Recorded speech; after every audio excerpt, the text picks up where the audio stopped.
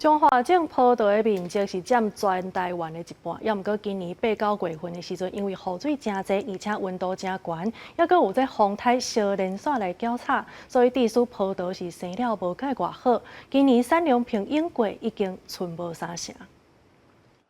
今日葡萄园原本应该生甲白白色的葡萄，煞无几拍，拍开套地啊，葡萄嘛因为着菌烂要一半去。即阵当是中华甘蓝葡萄倒头仔的采收期，但是因为天气影响，收成歹，有的农民规气放弃采收。即水咧收大伫开花的时阵，拄着风台，结果拢足歹。像阮附近大部分的村民都拢直接加条刺数啊，算讲阮搁勉强搁留一寡，啊嘛剩差1成尔。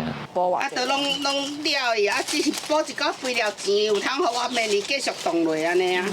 中华葡萄的栽种面积占全台湾的一半，主要集中伫大川、埔心、溪湖。但是今年8、9月雨水高、温度悬，地区寒冷积水的葡萄条果的状况无好，搁有风台小连续来扰乱，产量甲英国比剩无啥成。当热时喏，迄时呢日头足炎的，所以拢树尾拢打去。啊，咱本来冬季的葡萄。得收成就少啊，受损了，剩差不多一半内底3成。倒头啊，这个部分极端天气影响足明显的啦。落雨部分，阮是甲农粮署办一个即时的推广说明会，咱就是用一当开天窗的卷扬设施，啊，落去做一个杂好的动作。